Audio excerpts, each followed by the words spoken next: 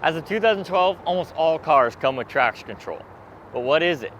Traction control is an active safety feature that helps you keep traction between the road and your tires. And with winter and the snowy conditions coming up, traction control is going to be your best friend.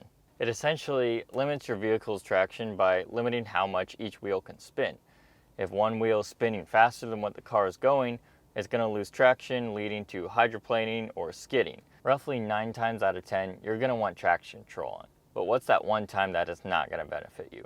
That would be when you're stuck in the snow this winter and you just can't seem to get your car out of this hole.